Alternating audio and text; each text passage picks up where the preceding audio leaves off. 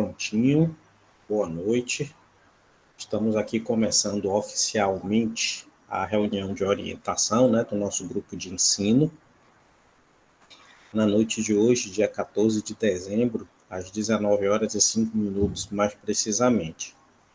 Eu vou começar com 2 informes básicos que eu preciso de vocês, tá? Que é em relação ao andamento dos trabalhos. Eu vou deixar aqui gravado, porque as pessoas que não puderem assistir ao vivo, sincronamente, como na nossa aula hoje, elas vão poder ver isso posteriormente. Primeira coisa, eu preciso que todos vocês que compõem esse grupo do ensino estejam com os cadastros atualizados na plataforma Brasil. Isso é uma responsabilidade coletiva, tá, gente? Porque os trabalhos de TCC eles só poderão ser desenvolvidos após a submissão da proposta ao Comitê de Ética. E isso exige que todos nós tenhamos cadastro na plataforma Brasil, tá? Revisita a aula que nós discutimos, a questão do cadastro, e atualize esse cadastro, ou então faz esse cadastro, se ainda tiver alguém aqui no nosso grupo que ainda não fez, tá? Isso é muito importante para a gente. Não é só para mim ou para vocês individualmente, é para nós enquanto grupo. Responsabilidade coletiva, por favor. Segundo ponto, eu vou precisar que vocês façam a atualização do currículo Lattes de vocês. O currículo Lattes de vocês, ele tem que estar atualizado há pelo menos um ano a partir da data de 8 de dezembro de 2021. Ou seja, ele tem que ter sido atualizado entre 8 de dezembro de 2020 até 8 de dezembro de 2021, ok? Se não, vai fazer uma atualização agora. O processo de atualização é bem simples. Você vai entrar na plataforma Lattes, vai colocar lá seu login e sua senha, como você tradicionalmente faz, na opção de atualizar currículo. E você, depois que tiver logado, você vai clicar na opção de enviar o currículo para o CNPq. Tem uma opção na parte superior, assim, enviar ao CNPq. É só clicar ali e mandar o currículo, ok? Não precisa fazer nenhum tipo de atualização, mas eu preciso que apareça no seu currículo Lattes última atualização e a data. Essa data tem que ser uma data que vai orbitar entre 8 de dezembro de 2020 a 8 de dezembro de 2021. Se por um acaso não estiver orbitando nesse período, não tem problema. Faz uma atualização hoje que ele fica atualizado recentemente, ok? Se nesse período, entre 8 de dezembro de 2020 e 8 de dezembro de 2021, você já fez alguma atualização, não precisa atualizar mais, tá? É porque o Comitê de Ética exige que os currículos estejam atualizados há pelo menos um ano. Então, eu vou precisar que vocês façam essas duas coisas. Primeiro, quem ainda não fez, que faça o cadastro na Plataforma Brasil, e lá no cadastro da Plataforma Brasil, o currículo Lattes é o currículo Lattes de vocês, tá?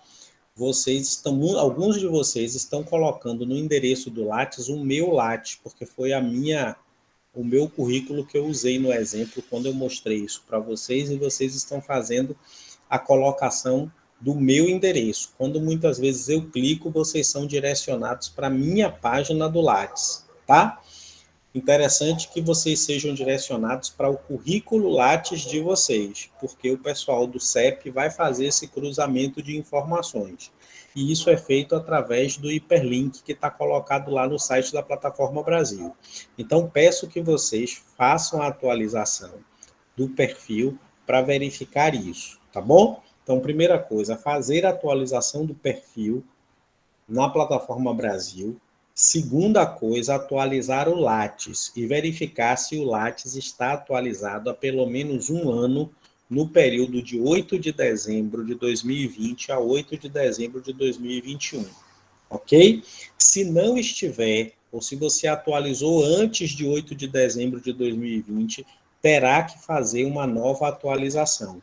Não precisa atualizar nada, basta enviar o currículo ao CNPq, como eu falei anteriormente, e gerar exatamente a última data, vai aparecer assim, última atualização do currículo, tal data. Não precisa me enviar nada pelo WhatsApp, não precisa me enviar nada por e-mail, não precisa fazer nada pelo link do termo de anuência. Termo de anuência, esqueçam, tá? Desconsiderem. Todos vocês do grupo do ensino, não há necessidade de preenchimento do termo de anuência, ok? Termo de anuência é só para as pessoas que fazem trabalho no campo das aprendizagens, beleza? A gente aqui só precisa atualizar o Lattes e verificar direitinho o seu cadastro na plataforma Brasil. Se ainda não fez isso, faça isso quanto antes, porque todos os prazos para isso já foram esgotados. Beleza, gente? E se a gente tiver algum indeferimento por conta das pessoas que não estão sendo responsáveis com as questões coletivas, fica muito complicado para a gente avançar. Belezinha? Então, primeira coisa, isso, tá? Todo mundo esclarecido, a gente segue o baile, segue o barco.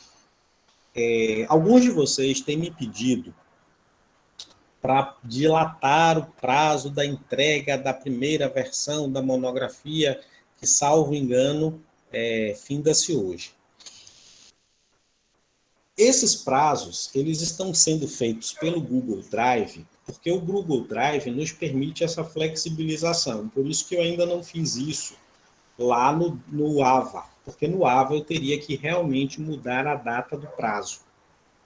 Mas no Drive, vocês têm acesso ao Drive em qualquer dia, em qualquer momento, em qualquer horário, vocês vão fazer esse compartilhamento comigo, tá? Porém, para fazer esse compartilhamento comigo, você tem que estar logado na sua conta. Você só tem acesso ao Drive se você estiver logado na sua conta. Se não estiver logado na sua conta do Gmail, dificilmente você vai conseguir compartilhar alguma coisa comigo. O link do Drive está na descrição do nosso grupo do WhatsApp. Tá ok? Lá na descrição tem o link do Drive. Clicou ali, conectado na sua conta do Gmail, você vai ser direcionado ao Drive. Vai procurar lá seu campus, vai procurar lá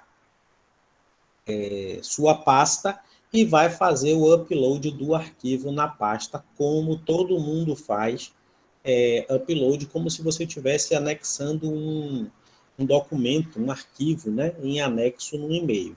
Não tem nenhum segredo básico. Eu só peço que quando vocês adentrem a pasta de vocês, vocês criem uma nova pasta, ok? Porque dentro da pasta de vocês deve haver o arquivo que são os seus projetos de pesquisa, que eu ainda não passei olhos. Então, no interior dessa pasta, você vai criar uma outra pasta. Pode criar uma pasta projeto e pode criar uma outra pasta monografia. E vai colocar cada arquivo correspondente dentro de uma pasta, só para a gente organizar. Tá?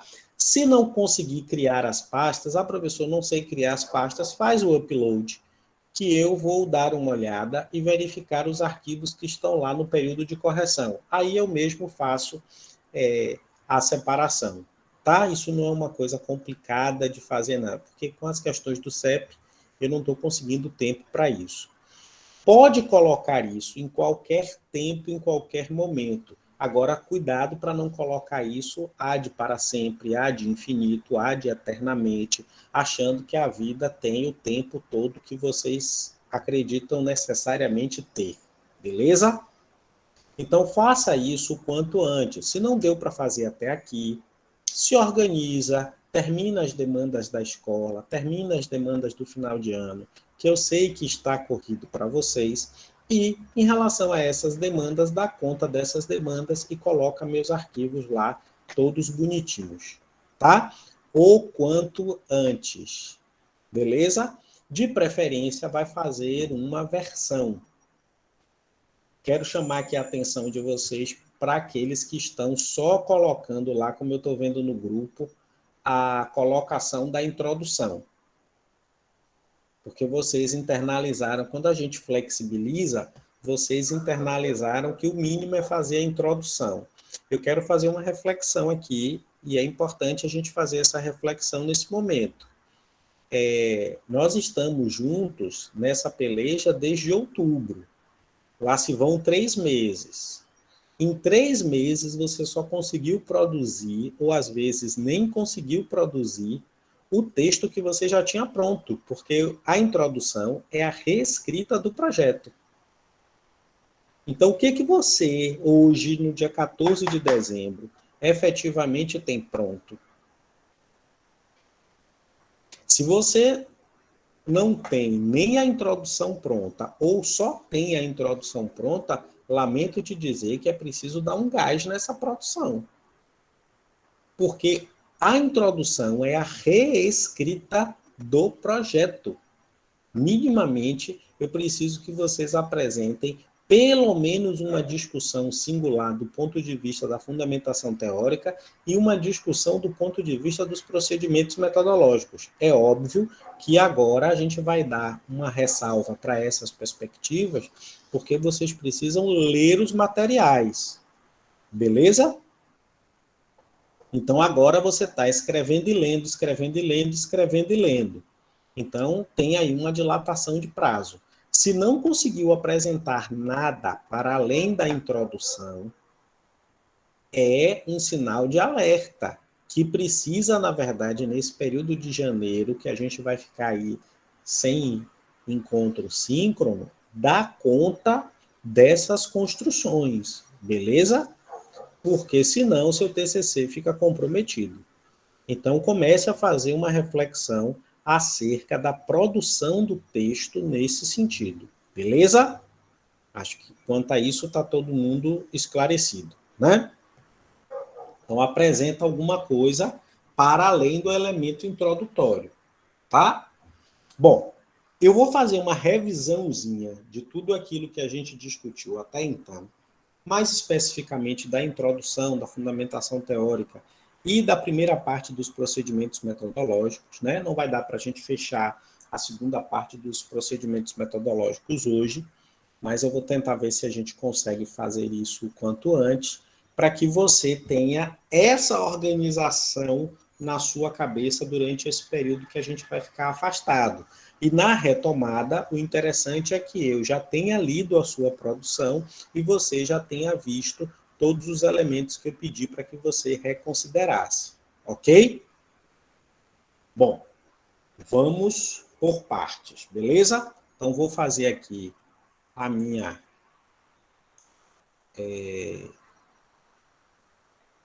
nossa projeção, nossa tradicional projeção.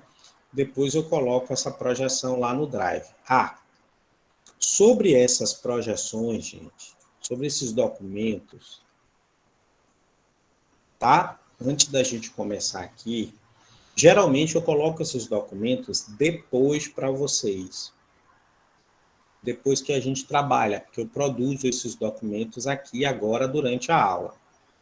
Ok? Nesse caso, basta que uma pessoa conectada na sua conta do Gmail acesse o seu Google Agenda. E lá no seu Google Agenda, ela vai clicar no documento que ela quer ter acesso. Se por um acaso o acesso estiver negado, porque esses documentos eles ficam colocados no meu drive do Instituto Federal da Bahia, que é um drive que não tem capacidade, por conta da associação, né, entre o IFBA e o Google e a Google, tá? Então, esses drives, para a gente que é professor, que são drives institucionais, eles não têm capacidade. Por isso que geralmente a gente vincula. Como vocês são externos à rede federal, Se vocês tivessem e-mail institucional, vocês teriam acesso diretamente, mas por questões de segurança, o Instituto faz isso.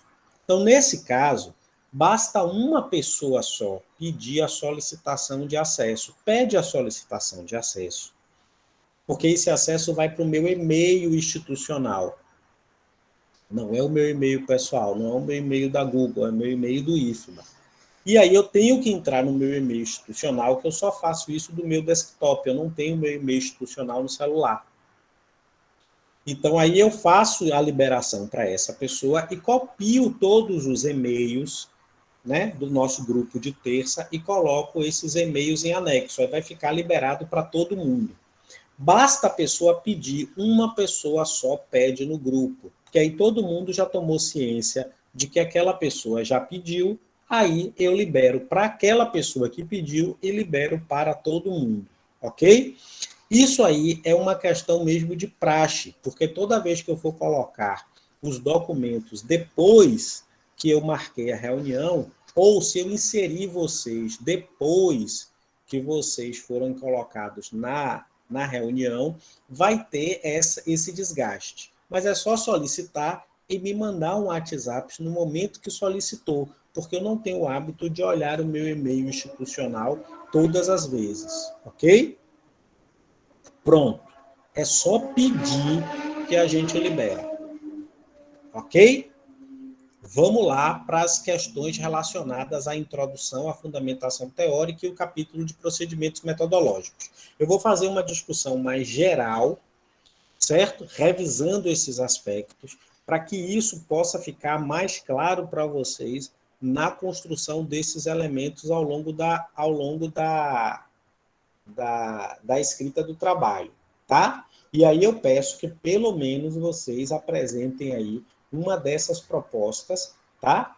De uma maneira mais sólida, mais robusta, para nesse período aí que a gente vai ter um recessozinho, nesse período em que a gente não vai se encontrar formalmente, tá bom?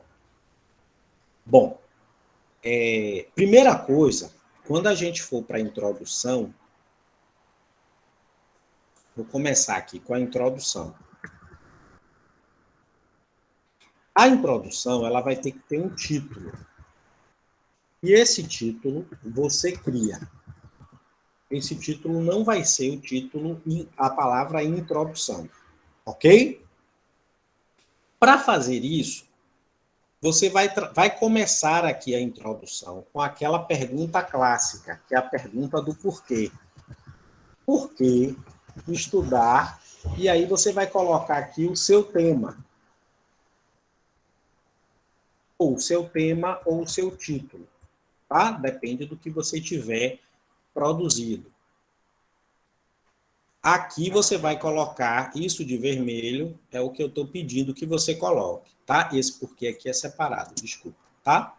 Então, por que estudar o seu tema ou o seu título? Isso é a pergunta clássica da introdução.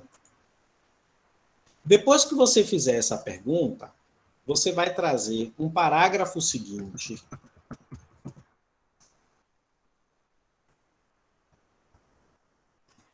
caracterizando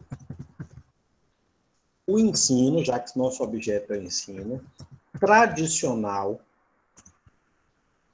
de matemática. Quando eu falo matemática, já sabe que quando eu estou escrevendo matemática, matemática aqui é para falar do seu objeto, do seu conteúdo, certo?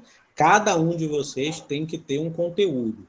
Onde eu estou colocando aqui matemática, em linhas gerais, isso aqui é o conteúdo, ok? Que é o objeto de vocês. Cada um vai ter um objeto. Você já vai falar situando tradicionalmente aquele conteúdo que você se predispôs a estudar. Então, aqui você vai falar do ensino tradicional. Isso pode ser pautado na sua experiência, isso pode ser pautado em alguns elementos teóricos que você tenha lido. Então, você vai me dizer exatamente como é o ensino de matemática, o ensino do conteúdo de matemática pelo viés tradicional. Quando eu falo de tradicional, é aquilo que se consolida tradicionalmente. Ao longo do tempo, a tradição fez assim, certo? Geralmente aqui, a gente tem abordagens mnemônicas, memorísticas,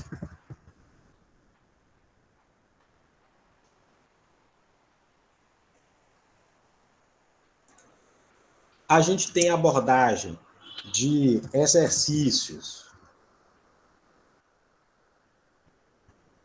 excessivos e assim por diante.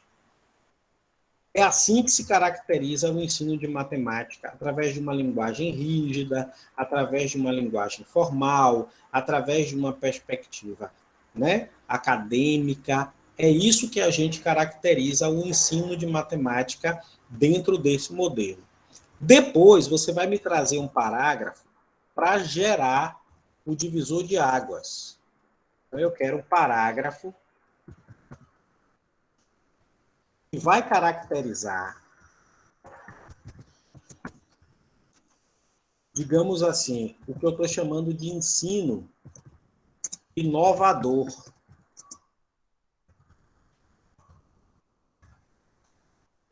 Quando eu falo matemática, já sabe que está associado ao conteúdo. Ok? Nesse caso aqui, ó, esse segundo parágrafo, que vai caracterizar esse ensino inovador, é o divisor de águas. Aí você vai dar foco exatamente na inovação que você está se predispondo a escrever. Nesse caso, tem duas perspectivas inovadoras. Ou você vai falar do experimento, porque quem for para os experimentos vai ter que falar dos experimentos, ou, nesse caso, você vai falar da reflexão. Para o pessoal da reflexão, a gente está fazendo reflexão especificamente sobre matemática discreta. Então, basicamente, a gente vai estar falando de análise combinatória, no geralzão. E a orientação metodológica para essa questão da reflexão é a associação entre o conteúdo e a orientação metodológica, que nesse caso é código Braille ou criptografia. Aí você vai ver dentro do seu objeto, dentro do seu conteúdo, qual é a orientação metodológica que vale. A orientação que valer, você vai colocar aqui. Lembra que reflexão é relação, conteúdo e prática. Nesse caso aqui, você vai verificar se seu elemento reflexivo está, em regra, quase todo mundo vai falar de análise combinatória, beleza? E essa perspectiva de análise combinatória vai ser discutida a partir do código Braille ou da criptografia. Aí você tem que ver como é que isso se associa. Beleza? Por exemplo, professor, eu vou falar das combinações simples. Vai me dizer aqui em cima como é o ensino de matemática do ponto de vista das combinações. E vai mostrar o ensino de matemática através das combinações simples, pautado nessa relação, ou com a orientação metodológica do código Braille, ou com a orientação da criptografia. Vai depender da orientação metodológica que tiver associada àquele seu conteúdo a partir do módulo, tá? Feito isso, vai para um terceiro parágrafo,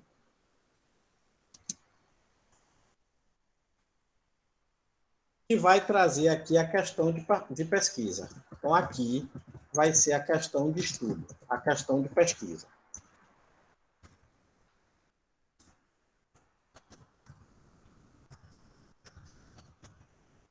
Ok? O roteirinho é basicamente esse. o roteiro é basicamente esse. Vou mostrar aqui, através de um estudo, como é que a gente poderia estar trazendo isso, através de um exemplo. Esse texto que eu vou mostrar para vocês aqui agora já está lá no Google Agenda, tá? Lembra, Google Agenda é para a disponibilidade dos materiais. Todos os materiais são disponibilizados no Google Agenda.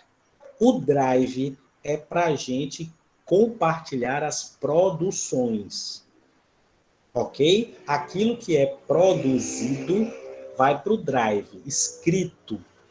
Então, todas as partes do TCC têm que ser compartilhadas comigo no Drive, porque representam produção.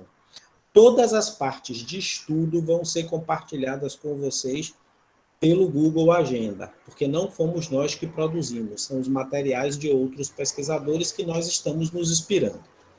Bota isso na cabeça e tem que se organizar para não ficar me perguntando reiteradas vezes as coisas que eu já expliquei. Se comportem como alunos de educação à distância. Beleza? Então, vamos lá. Aqui, ó, vou colocar... Deixa eu ver se eu consigo achar aqui o texto. São tantas coisas abertas no meu computador. Vejam se vocês conseguem ter acesso aí a esse texto que eu estou mostrando para vocês. Chamar experimentação investigativa como possibilidade didática no ensino de matemática, o problema das formas em um clube de ciências, tá? Vejam aí se vocês conseguem vê-lo. Observem aqui que os autores, né, Vila e João Manuel, na verdade Almeida e Malheiro, né, porque é assim que a gente é conhecido academicamente pelo sobrenome, eles fazem esse exercício, só que eles não fazem isso em um parágrafo. Eles fazem isso em mais de um parágrafo. Vocês podem fazê-lo também em mais de um parágrafo, não tem problema nenhum. Vai depender aí da inteligência criativa de vocês e da forma que vocês querem se expressar, tá? Observem bem aqui, ó. Aqui na introdução, eles começam dizendo assim: tradicionalmente, as aulas de matemática são caracterizadas pela aplicação e sistematização de conhecimentos por meio de uma comunicação unidirecional do professor para os alunos. Ele está caracterizando o ensino tradicional, tá vendo? Seguido de treinos e repetições exorbitantes de definições técnicas e demonstrações que geram uma atividade rotineira e mecânica. Beleza, tá? No segundo parágrafo, observe que eles vão usar o recurso da fundamentação, como eu sugeri para vocês de maneira indireta. De acordo com Lorenzato, no ensino de geometria, essa situação não se diferencia, pois, apesar do seu importante papel na aprendizagem da matemática aplicada e cotidiana, esta área de estudo não tem ocupado seu devido lugar, uma vez que as conjecturas geométricas exigem dos estudantes não apenas a reprodução de fórmula, mas também a utilização de relações palpáveis, articuladas com modelos concretos e experiências aplicadas em seu meio externo. Tá? Aqui seria o que eles estão dizendo do ponto de vista tradicional. Aqui está sendo, na verdade, pautado nas experiências deles, e aqui está pautado no referencial teórico. Aí vem exatamente a mudança o divisor de águas, a mudança de paradigma. Nesse processo educacional engessado, enfatiza-se apenas a ciência ser ensinada, sendo desconsiderado o discente como aprendiz, como aquele que se envolve e participa da construção dos seus conhecimentos. Destarte, metodologias ativas de aprendizagem, em especial a experimentação investigativa, tá vendo? Está se falando do elemento inovador. Então, se mostrou exatamente uma perspectiva tradicional e agora está se mostrando uma perspectiva inovadora, que é exatamente aquilo que eles defendem. No nosso caso, nós vamos falar exatamente desses elementos inovadores. Não vamos entrar nas questões das metodologias ativas de aprendizagem, porque metodologia ativa não foi objeto concreto nosso de discussão. Nossas perspectivas inovadoras vão ser ou a experimentação ou a reflexão. E aqui, ó, eles trazem uma construção nesse sentido. Observe que aqui, como elemento introdutório, eles já ponderam que essa investigação busca apresentar, ou seja, já trazem o objetivo. No nosso caso, a gente não vai escrever o objetivo, a gente vai escrever a questão de pesquisa. É mais ou menos esse roteirinho que vocês vão utilizar para escrever o começo da introdução. Beleza? E tem que deixar claro a questão de pesquisa, tem que deixar essa questão de pesquisa eminente, tá? Ela tem que aparecer. Entre a questão de pesquisa, aí vamos voltar lá para o que eu estou fazendo com vocês. Entre a questão de... Até então, estou entendendo que está tudo tranquilo, né? Qualquer coisa, vão me chamando a atenção aí para fazer as interrupções. Aqui, depois da questão de pesquisa, a gente vai trazer os elementos da justificativa. Beleza? Só que entre a questão de pesquisa e a justificativa, você vai ter que criar um parágrafo aqui que vai interrelacionar isso. Vai ter que haver um parágrafo que interrelacione a questão de pesquisa com a justificativa. É como se eu estivesse ligando a justificativa à problematização. Tudo isso que está colocado nos 3 parágrafos anteriores aí é o que a gente chama de problematização. Esse elemento que vai servir de elo são exatamente parte de sua fundamentação teórica. Ok? Em especial, a gente vai falar de 2 aspectos. Tá? A gente vai falar de 2 aspectos. É óbvio que existem outros aspectos que podem ser abordados na questão da fundamentação. Eu vou falar disso lá quando eu estiver falando do capítulo específico. Nesse caso aqui, esses 2 aspectos são o ensino e, no nosso caso, experimentação ou reflexão. Vai depender do que eu estiver abordando no meu projeto de pesquisa. Beleza? Vai escrever alguma coisa sobre o ensino de matemática. Na verdade, quando eu falo matemática, a expressão que eu estou utilizando, matemática, tem que ser substituída pelo seu conteúdo, ok? Você vai escrever tomando como partido o seu objeto. E aqui você vai falar da experimentação ou da reflexão.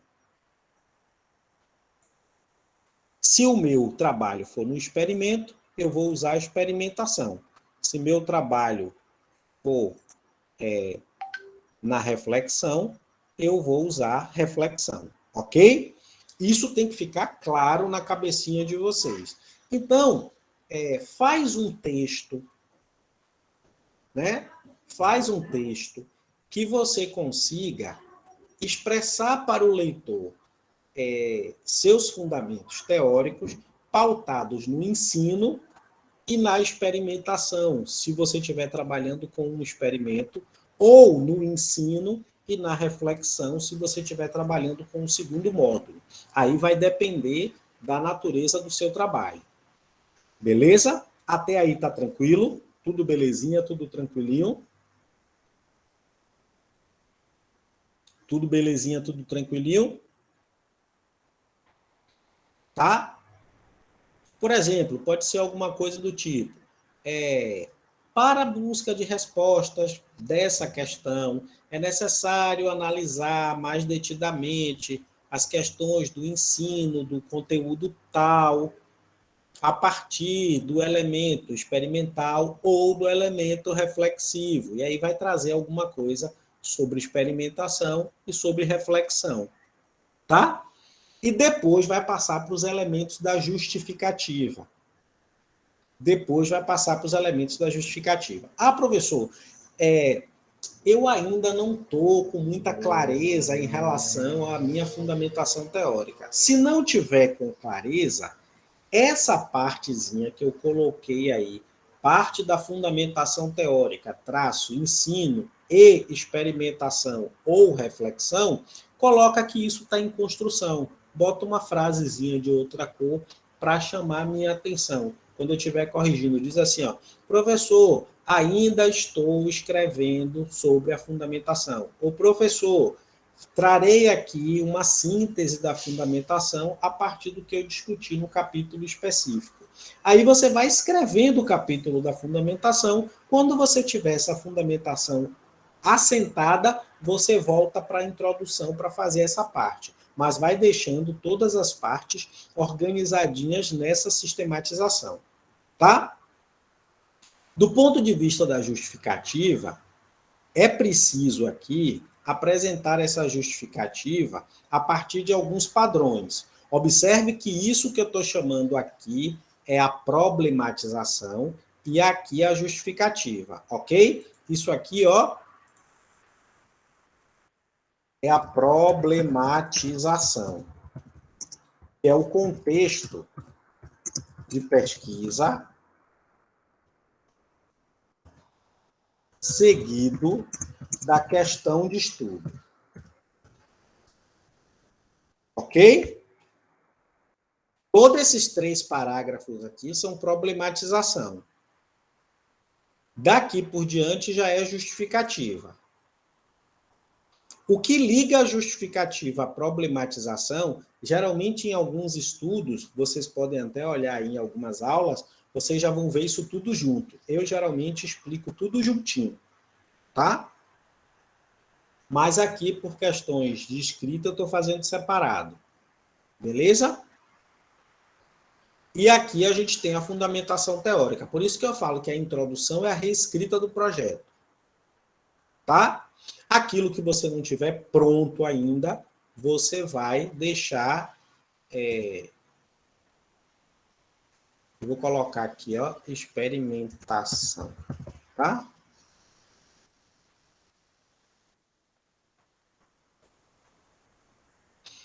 Belezinha até aí? Tudo tranquilo? Estou seguindo o meu barco.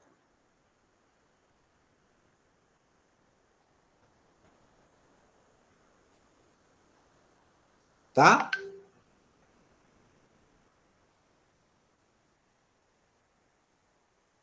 Aqui na justificativa, você vai apresentar essa justificativa a partir de 2 elementos. Questões teóricas e questões práticas. Tá? Questões práticas é citar alguns acontecimentos de sua vida que justificam o estudo. Aqui é a gente situar o estudo em sua história de vida. Tá? É uma coisa bem simples.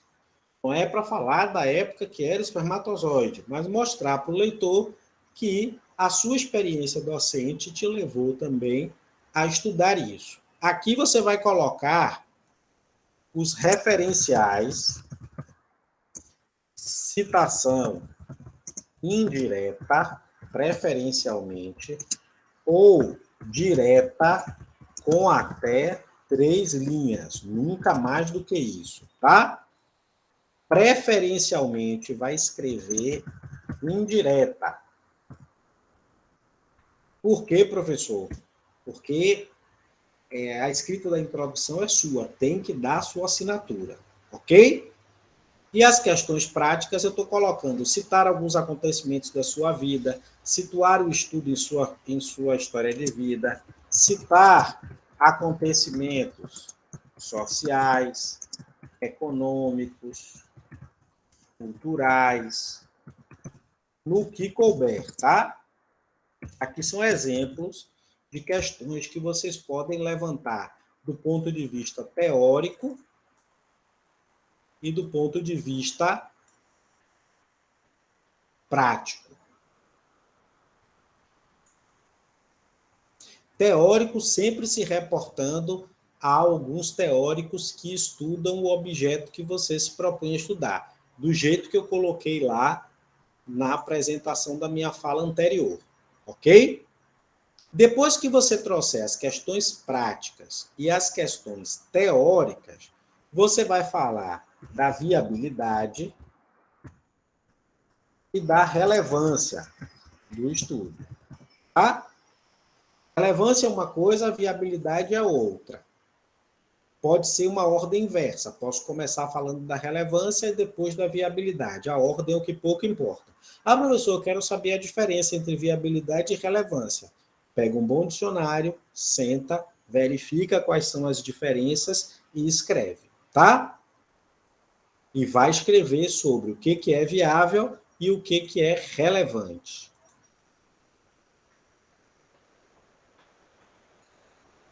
Aí, disse por que é viável, disse por que é relevante. Isso aqui eu escrevi errado, né? É relevância, desculpa.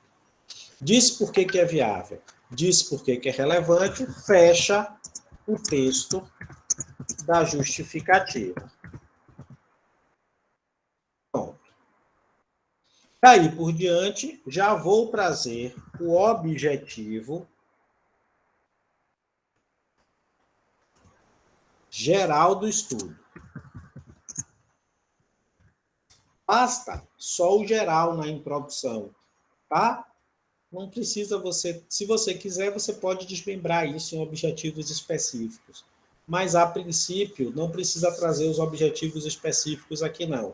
Os objetivos específicos vão ser colocados no final do texto da introdução, fazendo menção aos capítulos que serão os capítulos seguintes, que serão apresentados, tá? Aqui basta você dizer exatamente o que é o objetivo geral do estudo.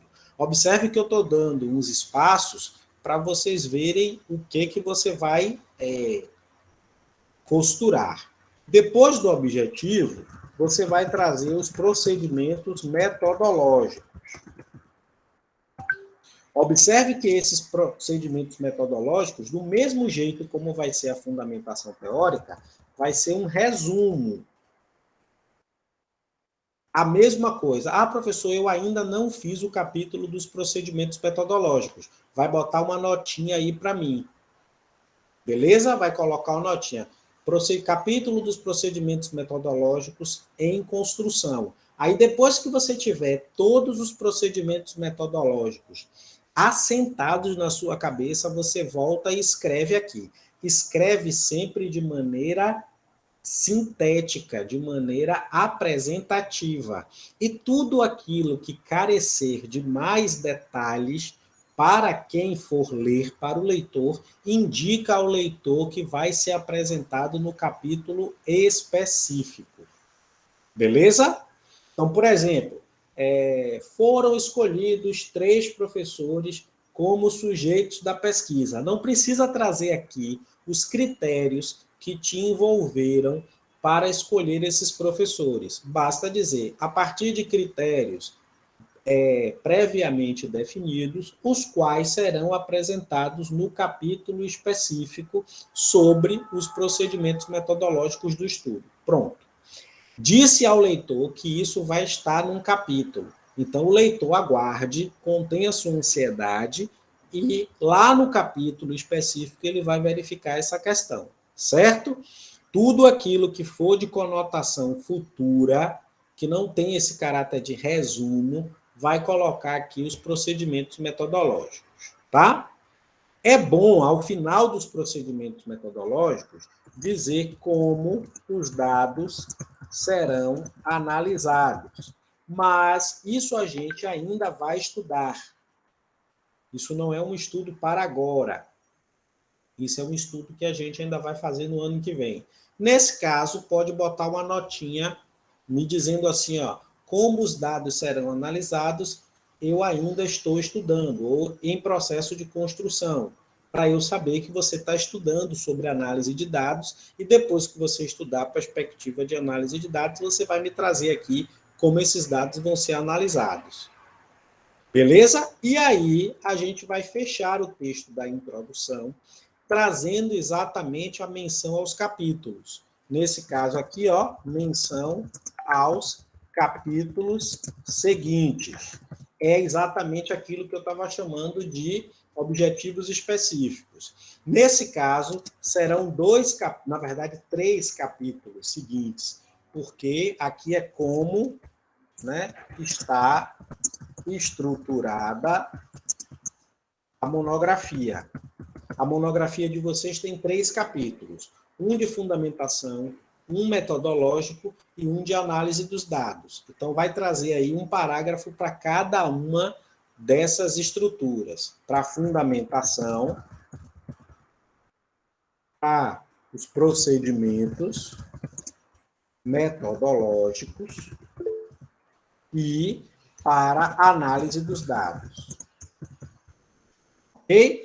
Aqui é estrutura de capítulo. Aqui é estrutura de capítulo, tá? Para ambos os casos. Então, vai ter um objetivozinho no qual você vai dizer o que é que tem na fundamentação, o que é que tem nos procedimentos metodológicos, o que é que tem na análise dos dados, tá? E sempre, ó, no final, fecha o texto introdutório, fecha no sentido de encerrar uma ideia e apresenta que virá a seguir. Tá? Não esquece de falar, antes de fechar, de falar das considerações. Mas lembrando que as considerações não é um capítulo, tá? Introdução não é capítulo e consideração também não é capítulo, beleza? Tem aqui umas perguntas. Vamos lá, deixa eu abrir aqui a fila. Uma perguntinha só para a gente caminhar. Professor? Pode falar. Boa noite, professor. Boa.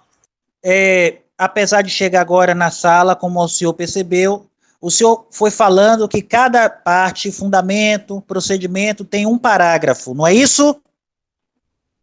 Não disse isso não.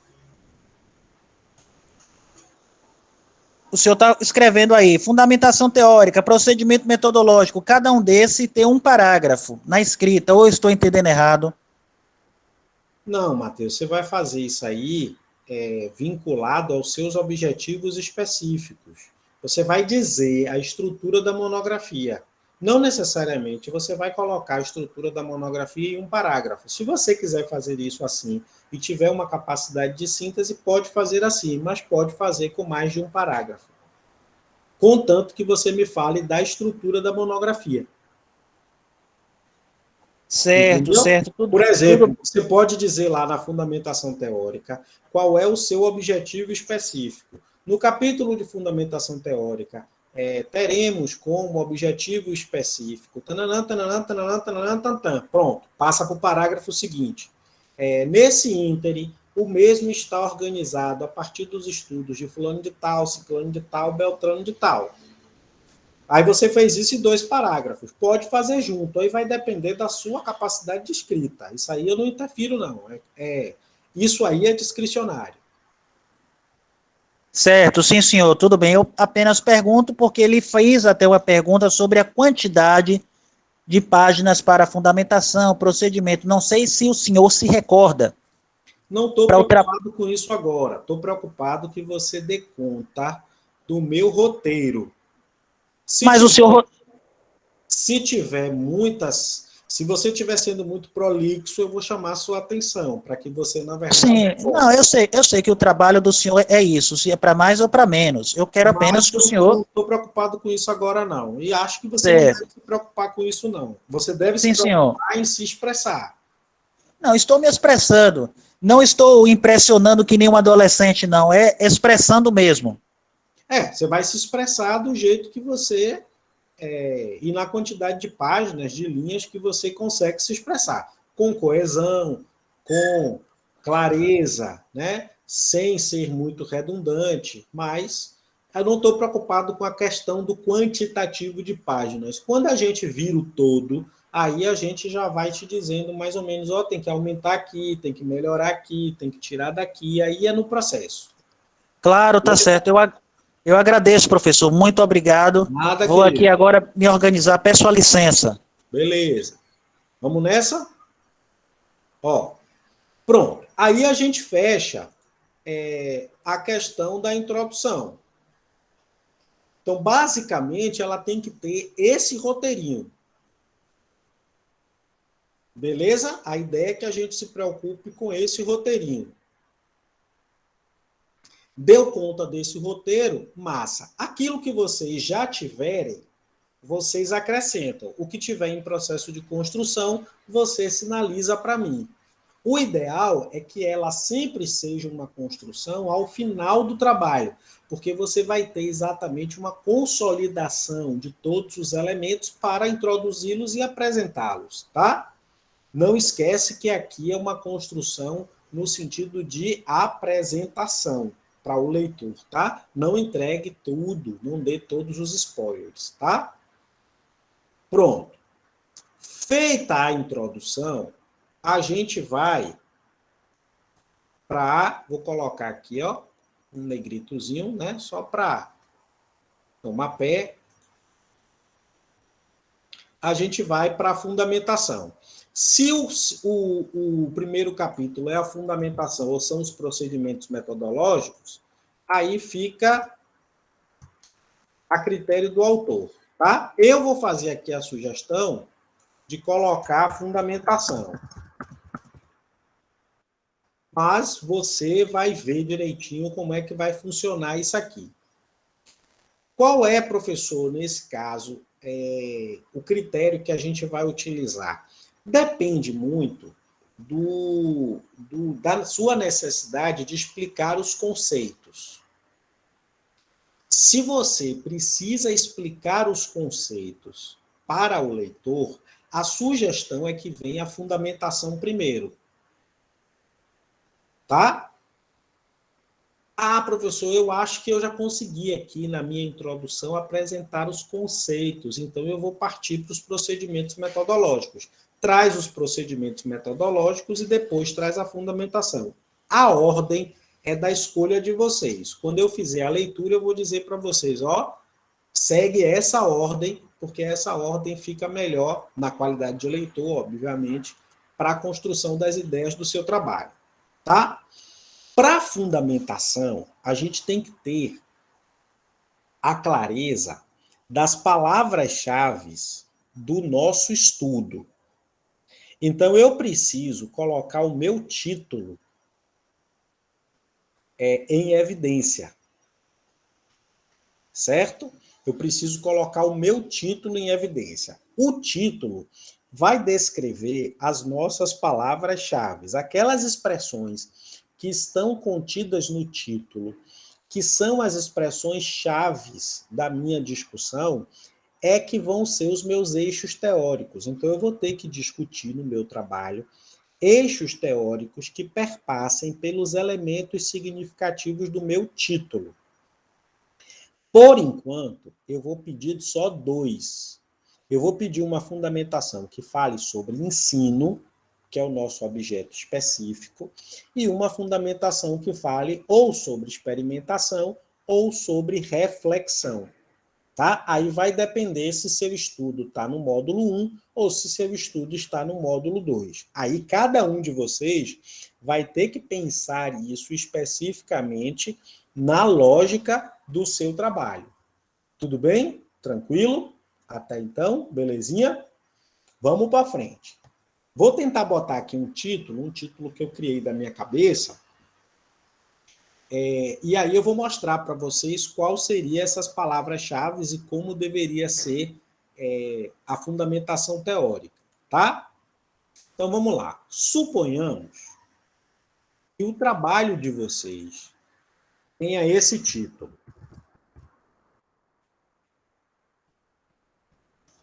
Vou colocar aqui o ensino de probabilidade por meio do jogo de discos. Experimentação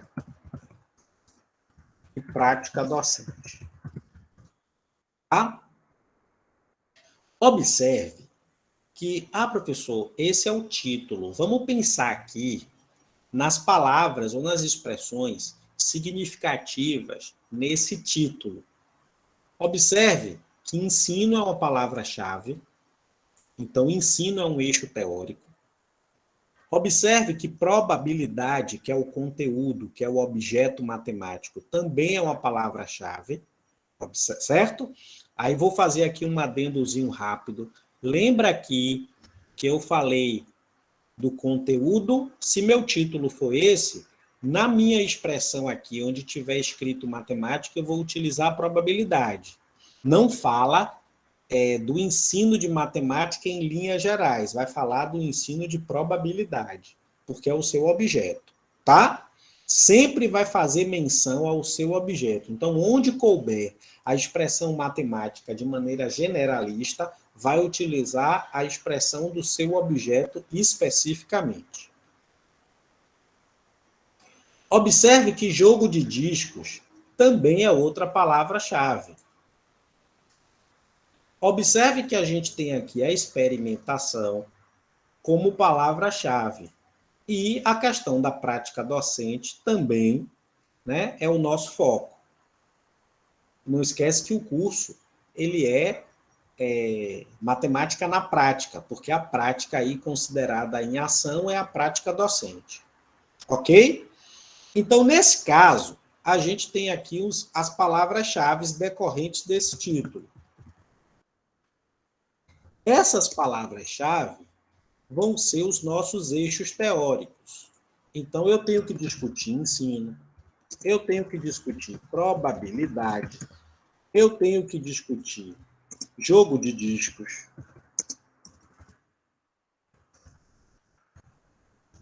e eu tenho que discutir experimentação e tenho que discutir prática docente. Pode chamar só de prática, tá?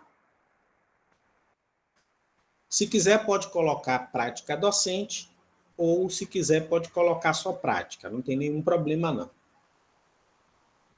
O que precisa entender é que no capítulo de fundamentação tem que ter uma salada que vai discutir isso, não necessariamente nessa ordem. A ordem é você que vai desenhar para o seu leitor. Você pode começar falando da prática, você pode começar falando do ensino, você pode começar falando da experimentação, depois você vai utilizar o jogo de discos e, por fim, o objeto matemático, que é a probabilidade. Aí é discricionário. Como você vai escrever sobre isso, é você que define. Beleza? Nesse caso, o interessante, eu só estou pedindo a princípio, eu só estou pedindo duas construções aqui. Tá? A princípio, eu estou pedindo duas. Em regra, você deveria falar sobre isso, sobre isso, sobre isso, sobre isso e sobre isso. Ok? Mas, por enquanto, eu vou pedir duas coisas. Então, assim, ó. Por enquanto, pediremos duas coisas. Ensino, e nesse caso aqui, experimentação. Tá?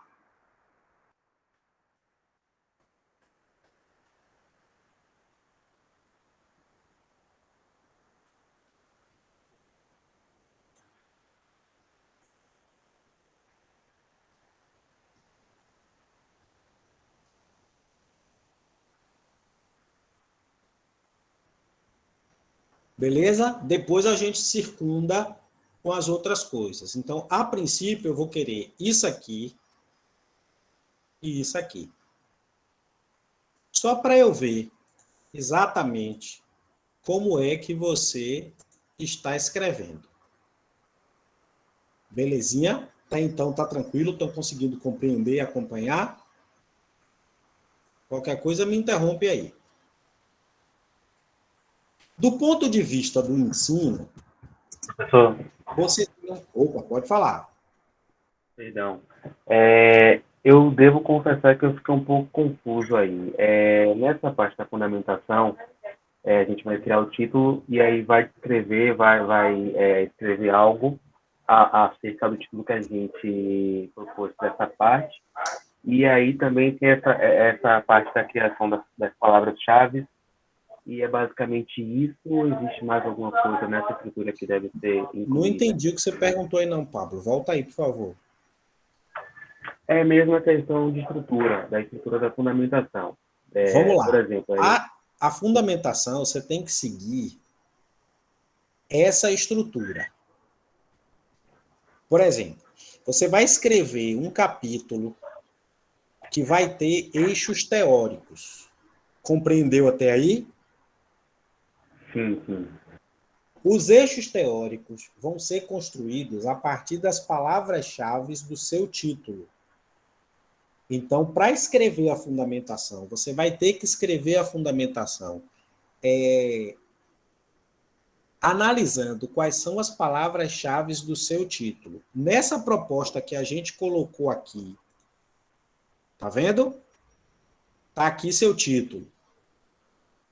Vou colocar isso aqui assim. Tá vendo? Sim. Uma proposta de pesquisa que tenha esse título que eu estou desenhando aqui, o capítulo de fundamentação vai ter que ter uma discussão sobre ensino, uma discussão sobre probabilidade, uma discussão sobre jogos de discos, uma discussão sobre experimentação e uma discussão sobre prática docente, que são as palavras-chave. Qual é o itinerário que você vai percorrer? Aí você escolhe. Eu, se estivesse escrevendo, faria assim. Começo pelo conceito de prática. Depois do conceito de prática, vou trazer o conceito de ensino. Depois do conceito de ensino, vou trazer o conceito de ensino. Vou trazer o conceito de ensino pela experimentação, que é o elemento inovador. Daí, eu vou falar do experimento, que é o jogo de discos, e no final eu falo do conteúdo, que é a probabilidade. Porque o jogo de discos enseja na discussão de probabilidade. Beleza? Essa é a forma como eu escreveria. Não significa dizer que você vai seguir isso. Eu faria assim, porque para mim a minha cabeça é sempre silogística, do macro para o micro. Então eu parto da prática e chego no conteúdo, que é o que me interessa. Beleza?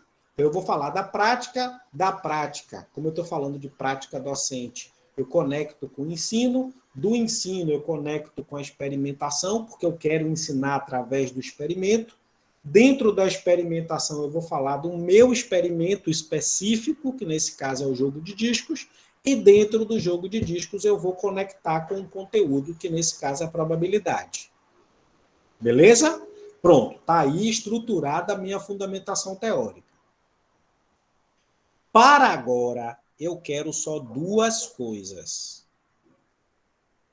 desse escopo todo. Eu quero que você fale sobre o ensino e quero que você fale sobre a experimentação.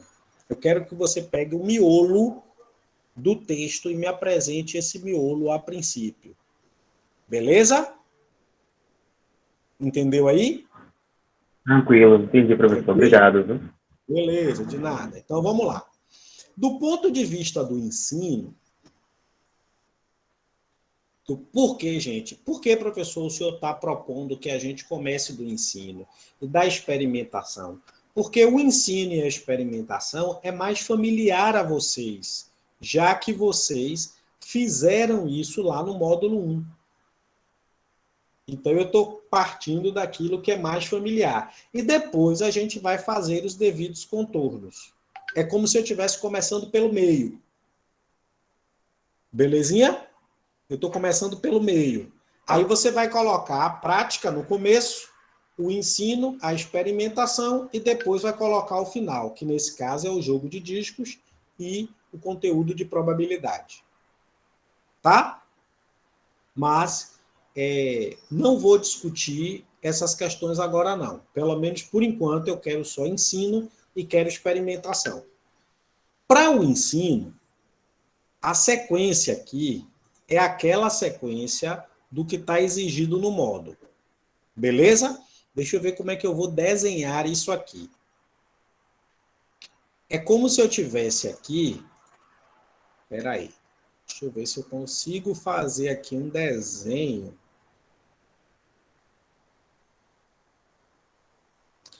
Deixa eu ver se eu consigo fazer aqui um esquema para vocês entenderem minha linha de raciocínio. Ai, ai, meu Deus. É muito difícil, viu, dar aula sem quadro. O professor se reinventa. Deixe-me ver aqui, viu, gente? Espera aí que eu estou tentando, no processo da aula, organizar meu juízo. Tenha um pouco de paciência comigo. Quando eu paro assim é porque eu estou procurando alguma coisa. Deixe-me ver aqui. Eu acho que eu vou mais ou menos por aqui. É como se eu quisesse construir isso aqui.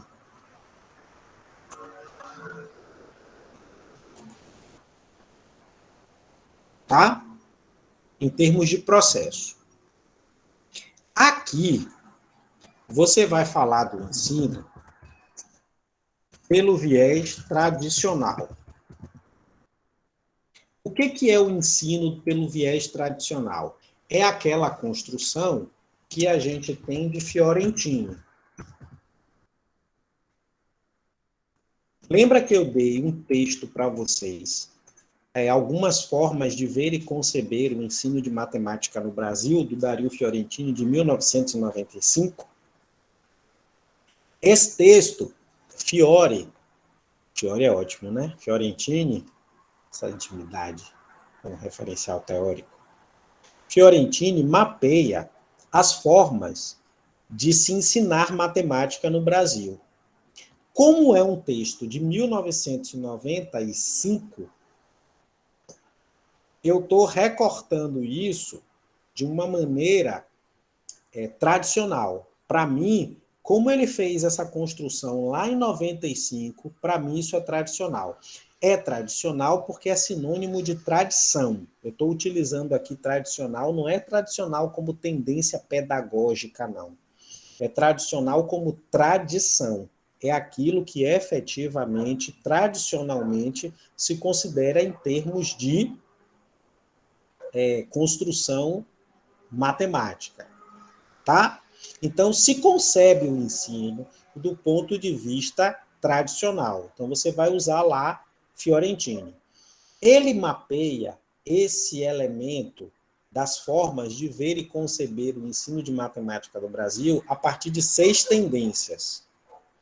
Formalista, né? Formalista clássica, que ele chama, formalista moderna, empírico-ativista, tecnicista e suas variações, socioétnico-cultural e construtivista. Está faltando uma que eu não lembrava que era construtivista. Tá? São 6. Então, você vai descrever essas 6 tendências. E todas as 6 tendências vão ser consideradas como tendências tradicionais do ensino de matemática. Por que tradicional, professor? Porque vem na tradição de ensinar. Beleza? Vai haver um divisor de águas, que é exatamente esse elemento central. Qual é o elemento central, prof? O elemento central é o divisor de águas. Esse divisor de águas vai ser a inovação. Inovação, você vai para Lucarelli. Vou te dar a referência e você vai buscar Lucarelli para falar de inovação. Inovação é exatamente isso. É você romper com práticas tradicionais. Ou seja, tradicionalmente se ensinava de um jeito e agora você está propondo o ensino de outro jeito. Qual é o outro jeito, prof? Experimentação. Então, aqui você vai trazer um ensino inovador. O que é o ensino inovador? Experimentação. Ok? Esse é o recorte que você vai ter que fazer. É essa construção que eu quero que você faça a princípio. Isso exatamente para quem está trabalhando na experimentação. Quem está trabalhando na reflexão, onde tiver experimentação, leia-se reflexão. Beleza? Tudo bem? A questão tradicionalista, tradicional, a questão da tradição é a mesma. Então, vai mostrar tradicionalmente como é que o ensino de matemática se estrutura no viés de Fiore. Beleza? Vai falar da formalista clássica, vai falar da empírico-ativista, vai falar da formalista moderna, vai falar da tecnicista e suas variações, vai falar da tendência construtivista e vai falar da socioétnico-cultural. Tá? Isso são abordagens tradicionais. Vai trazer o conceito de inovação em Lucarelli e vai trazer exatamente o ensino pela experimentação. É isso que eu quero, é esse esqueminha que eu quero no capítulo de fundamentação teórica. Para atender a segunda versão da experimentação, da experimentação teórica, é ótimo. A cabeça da pessoa processa tudo muito rápido. Para atender a segunda versão da fundamentação teórica, o que é que vai fazer? Vai falar um pouquinho antes de prática docente e vai falar um pouquinho depois do experimento do jogo dos discos e do conteúdo de probabilidade. Tá? Por enquanto, eu quero esse miolinho. Eu quero esse miolinho. Beleza? Não precisa se preocupar nem com a cabeça, nem com os membros. Eu quero o tronco do texto. Tá? Depois a gente vai pensar exatamente no começo. Tá? Eu vou colocar aqui só sobre uma questão de situar vocês. Primeiro, cabeça do texto. Prática de ensino ou prática docente. Tá? Segundo,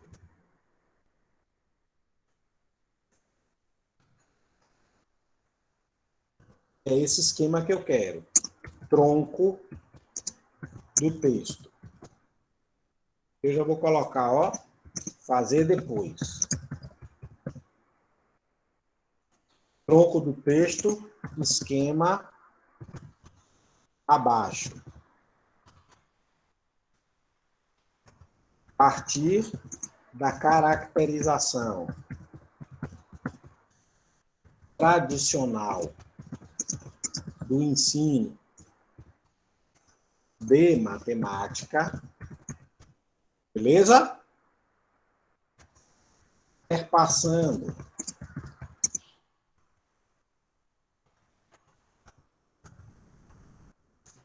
pelo conceito de inovação e seguindo para o ensino por experimentação. Tá?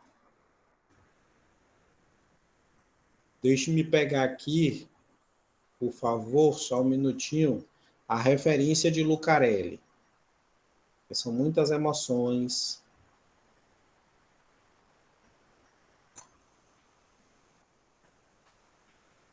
São muitas emoções.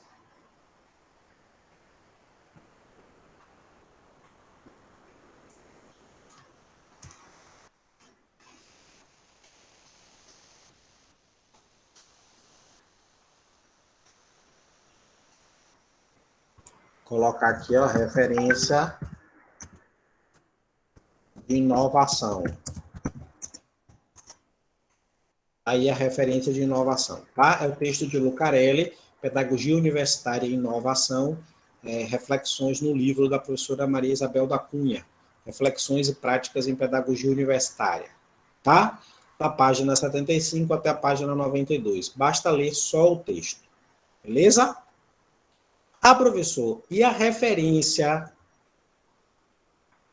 Aqui, ó, primeira referência. Referência de ensino, eu vou colocar assim, ó, de tradição do ensino de matemática. Já sabe que aqui eu estou falando de Fiorentini. Alguns modos de ver e conceber o ensino de matemática no Brasil. Tá? Eu tenho essa referência, depois eu posso colocar aqui para vocês. Beleza? E depois vai trazer aqui a referência de experimentação. A consultar, como a gente explicou para vocês lá na aula específica, tá? Depois que tiver isso, vai me trazer aqui a terceira parte do que são os membros do texto.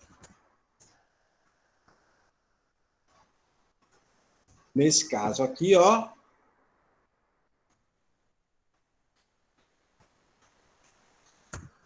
falar do experimento escolhido e do conteúdo abordado. Tá? Mas a primeira e a terceira parte não é para agora. Sérgio está me perguntando aqui, pode falar, Sérgio. Professor, tradução, você colocou ali tradição na hora da escrita. Ah, desculpe. E o senhor apresentou antes na questão, compreendo, o senhor tratou antes de um referencial que foi o Laboratório de Matemática, uma proposta de se discutir essa expansão criativa, né? Lá você também encontra, lá também você encontra a questão da criatividade, você pode usar esse texto também. Eu coloquei tradição, onde é que você está falando aí? A referência de tradução, isso. A referência... de tradição no ensino de matemática. Fiorentini. A referência de Fiorentini. Fiorentini aqui, isso. A referência tem tradição. É tradição mesmo? Tradição. Aqui, na verdade, é tradicional. Certo? Aqui é tradição no ensino. Aqui é o que eu estou chamando de elemento tradicional. Para você não entender... Positivista, né? Tradicional. Das tendências pedagógicas, tá? É tradicional aqui no sentido de tradição, daquilo que é, digamos assim, enraizado. Sim, engessado, positivista. Engessado, né? Isso. Isso aqui eu posso dar uma diminuidinha e colocar isso assim. E eu queria...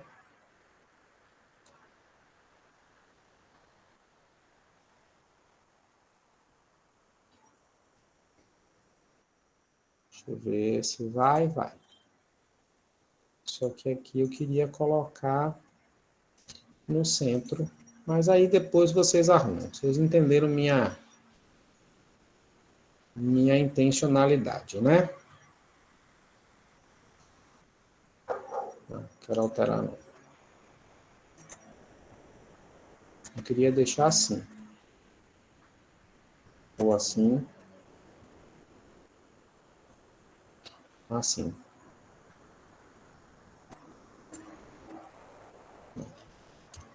Queria botar isso no centro, mas não estou conseguindo, não. Mas vocês entenderam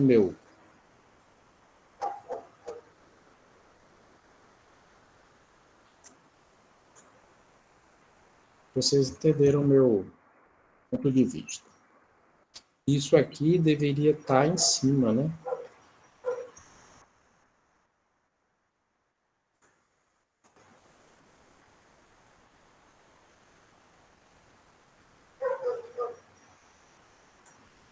Acho que eu consegui o que eu queria, tá? Acho que eu consegui aí o que eu queria. Belezinha?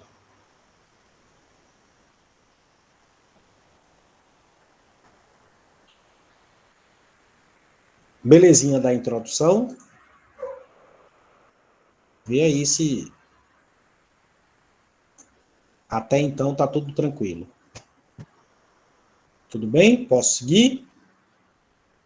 Então, foca nesse centro, que é o ensino, a questão da mudança tradicional do ensino, que é a mudança paradigmática, e a questão do ensino pela experimentação. Aí eu vou voltar àquele nosso texto.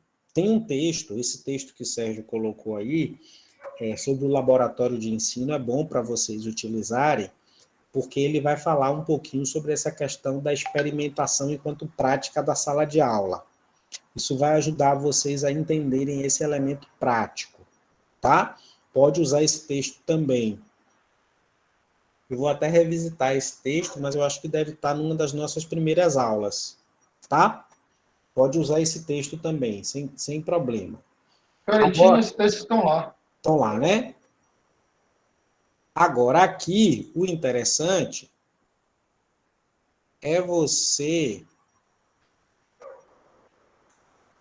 ir para essa construção, tá? Esse texto, lembra que eu dei o exemplo aqui da introdução? Aqui esse artigo, ele vai falar um pouquinho sobre a experimentação em sala de aula. Observe que os principais referenciais teóricos tem Lorenzato, né? Que é uma referência nossa da matemática, mas tem algumas referências aqui, ó, como Rosito, Labaru, Malheiro, tá? Que são referências do ensino de ciências. A gente se apropria muito dessas construções experimentais lá do ensino de ciências.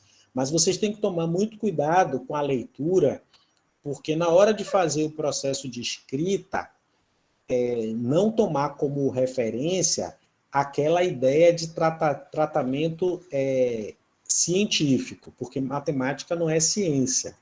Matemática é linguagem, tá? Ciência é aquele campo do conhecimento que tem um conjunto, um objeto específico de estudo, como a biologia, como a física, como a química. Então, biologia estuda a vida, a física estuda os fenômenos naturais. Como essas construções têm um objeto específico de estudo, elas são ciência, tá? No nosso caso, matemática não. Sempre matemática é vista à parte, pela exatamente perspectiva de ausência de um objeto de estudo específico, tá?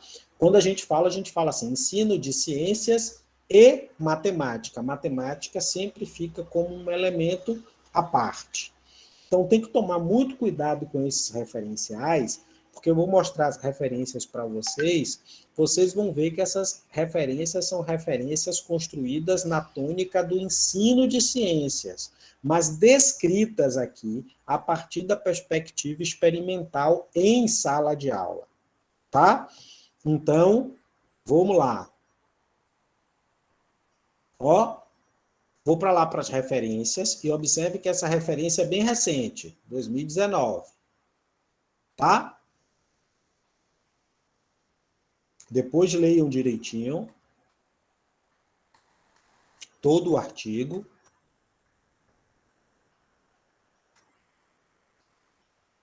Ó, observe que Rosito, vou pegar Rosito primeiro aqui. Ó, Rosito é o ensino de ciências e a experimentação.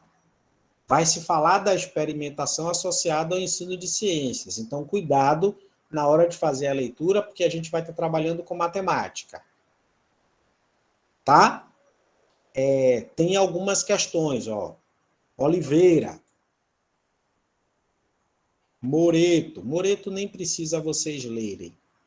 Mas Malheiro. Já tem o artigo aqui, ó. Aqui se fala do recurso ao trabalho experimental e investigativo. Percepções de professores de ciências. Então, cuidado, porque o que nos interessa aqui é a discussão do trabalho experimental. Malheiro também, um estudo de 2016.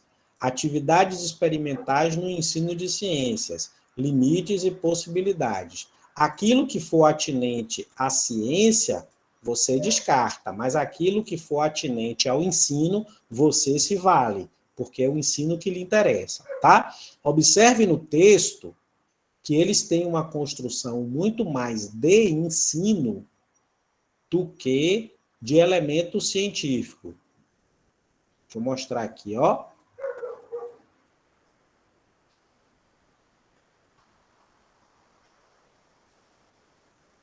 Ó. Observe que essa experimentação em sala de aula está bem aberto. Aqui fala-se do que é experimentar, fala do que a experimentação permite ao aluno. Tá vendo?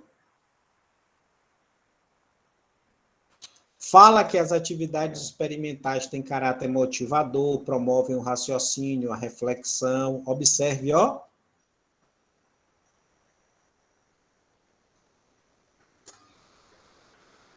Aqui foi que houve a vinculação específica à ação das ciências.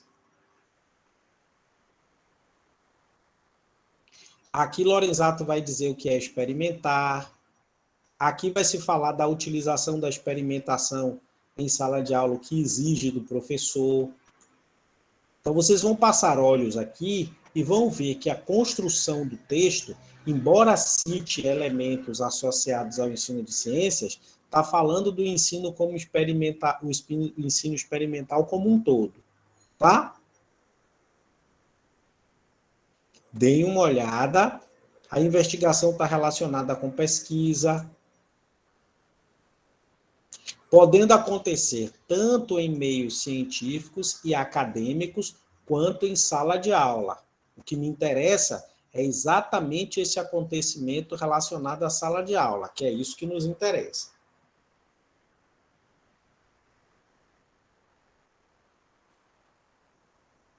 Tá? Nesse caso aqui, o autor e o autor não falam do elemento criativo.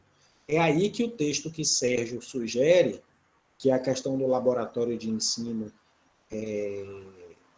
como prática, né, de sala de aula, na verdade o laboratório de ensino e uma formação de professores, vai influenciar vocês, porque aí vai se trazer exatamente o conceito de criatividade.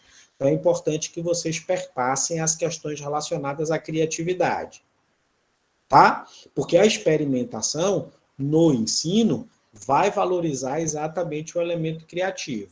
Observe que criatividade não é um eixo teórico nosso, porque não aparece no nosso título, mas é um referencial teórico que nos inspira a partir do trabalho com a experimentação. Beleza? Se o meu trabalho é no âmbito da reflexão, é na questão da análise combinatória, é na questão lá da matemática discreta, eu só vou mudar esse referencial de experimental para o referencial da reflexão. Aí eu vou trazer aqui, ó, o elemento reflexivo, tá? Esse é o texto de reflexão que eu sugeri para vocês no começo. Esse texto está lá, é um artigo de revisão bibliográfica, desculpa, que fala sobre a reflexão da prática pedagógica, numa perspectiva da formação docente contextualizada. Dá uma lida, e mais adiante é interessante vocês pegarem algumas referências que estão aqui nesse texto. Vou lá para as referências. Ó.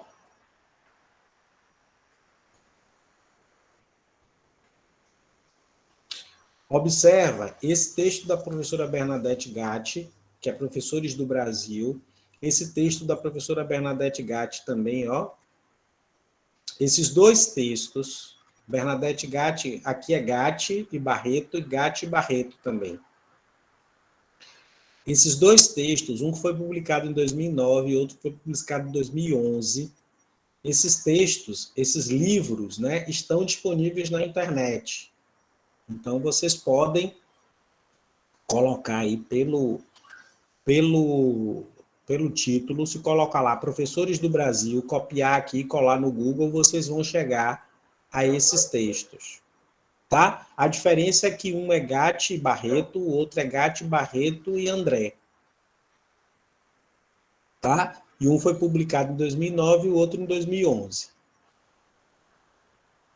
Aqui tem esse livro, esse capítulo de livro também da professora Bernadette Gatti, sobre a valorização da docência e a avaliação do trabalho docente.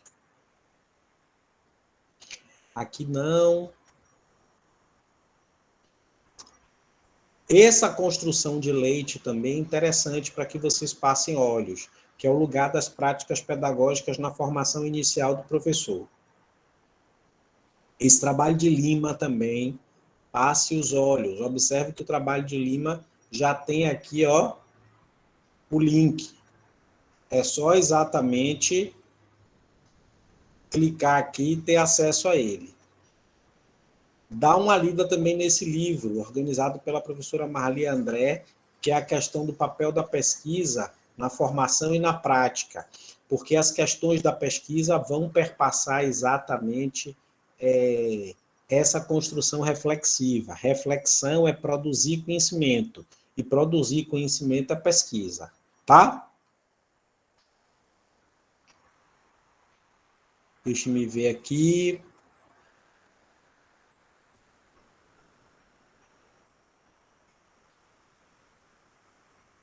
Esse texto de aqui, ela tem um erro na referência, viu, gente? Isso aqui é uma referência só.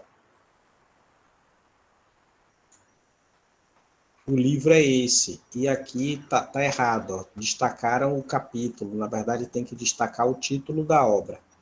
Então, pesquisa por aqui. Tá bom? Formação de professores, abordagens contemporâneas. Acho que, por enquanto, isso aqui já dá para vocês terem bons panos para mangas. O restante aqui está de boa.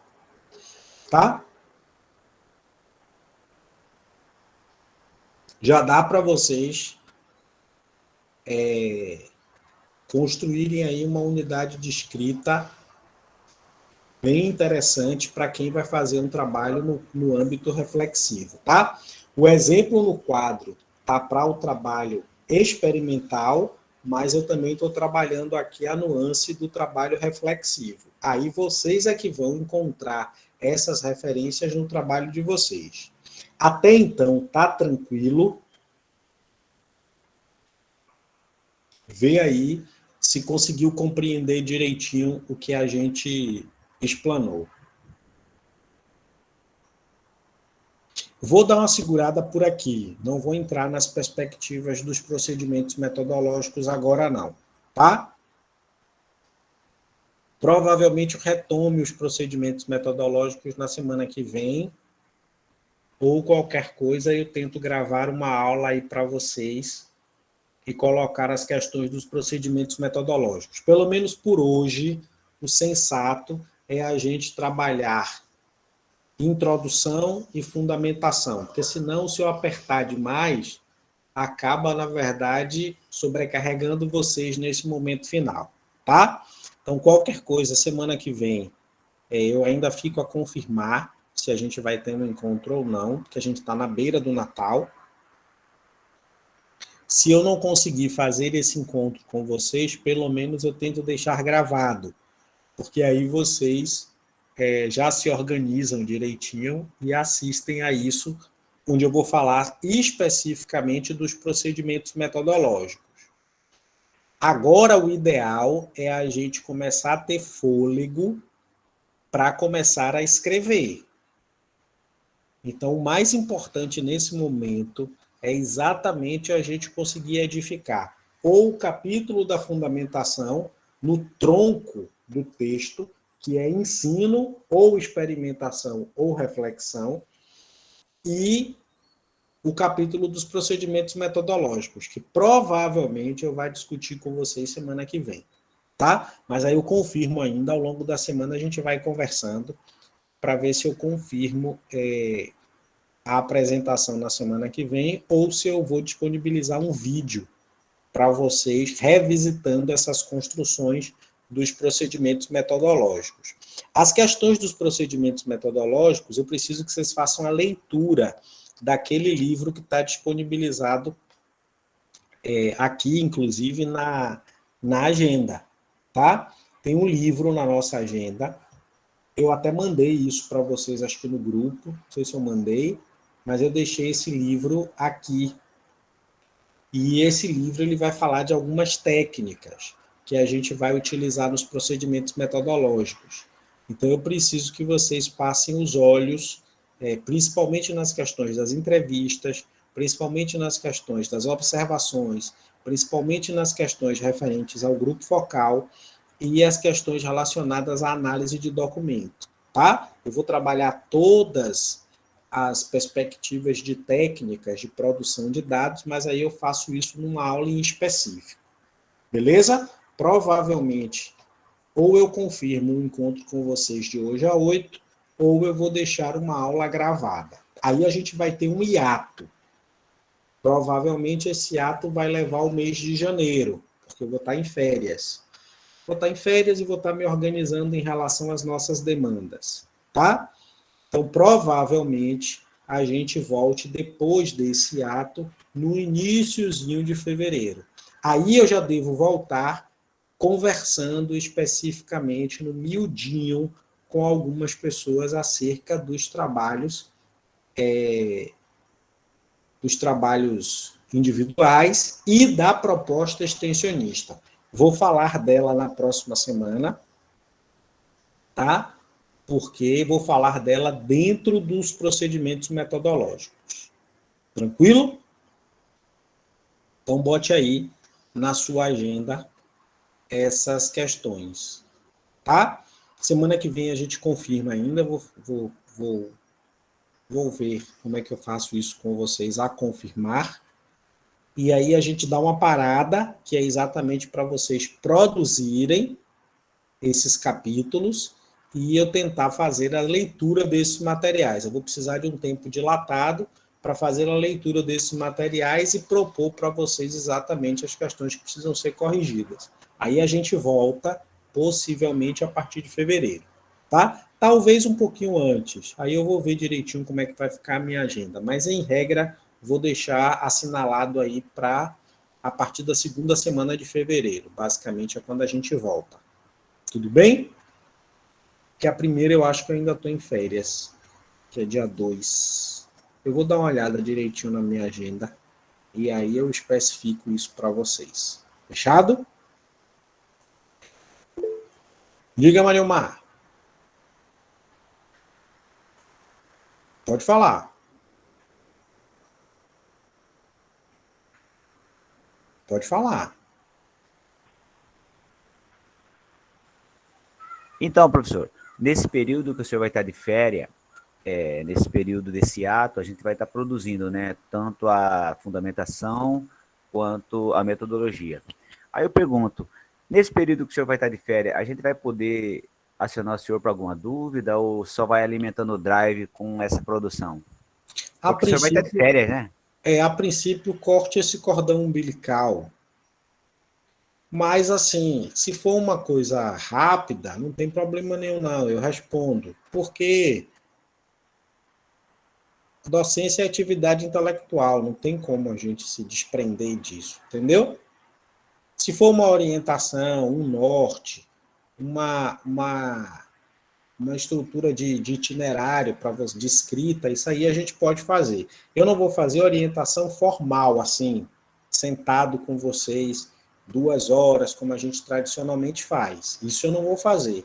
Mas uma dúvida, uma orientação, um questionamento, isso aí é o mínimo. Entendeu? Em regra, não abusando, usando do bom senso, tá de boas. Não se preocupa com isso, não. Na verdade, professor, estou precisando aqui de uma leitura.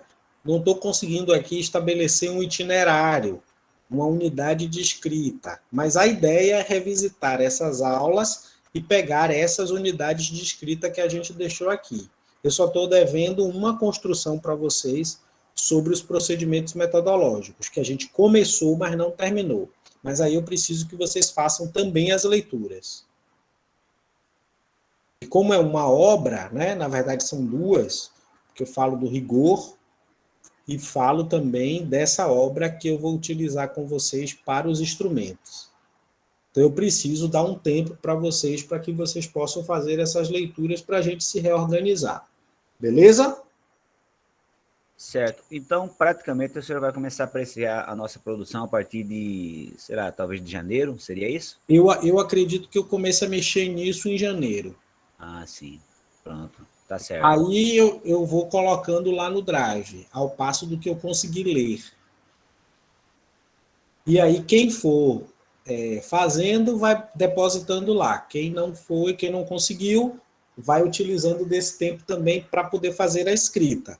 Agora, essas pessoas que não entregaram precisam correr, porque você tem que deixar lá, pelo menos, a introdução e a fundamentação ou os procedimentos metodológicos. Porque só a introdução é muito pouco para esse tempo que a gente tem discutindo. A introdução você já tinha pronto. Talvez não estivesse delimitado, como a gente delimitou aqui, ponto pacífico, mas você já tinha uma estrutura que você podia usar, certo? E vai exatamente usando aí da autogestão do seu tempo para construir a unidade de escrita. Aí, quando a gente voltar, eu vou tentar ver se a gente faz um escalonamento, não sei como é que eu vou fazer isso. Talvez eu faça um escalonamento, eu estou pensando aqui, tipo assim, uma quantidade numa terça, outra quantidade noutra terça, porque aí eu vou precisar deixar vocês produzindo. Então, eu atendo um grupo e o outro grupo produz. Aí eu devo dividir a gente em grupos, mas eu ainda estou pensando em como é que a gente vai se organizar nesse sentido. Por hora, vamos tentar trabalhar assim, fechar os procedimentos metodológicos, voltar no ano que vem para trabalhar em cima da proposta, e aí vocês já estarão amadurecidos em relação a cada objeto de estudo de vocês, porque aí vocês terão um tempo dilatado e vão conseguir fazer as leituras, certo? Porque às vezes também na própria dinamicidade do processo não dá para vocês lerem tudo. Vou encerrar aqui. Cadê, meu Deus? Eu preciso encerrar a gravação, para você não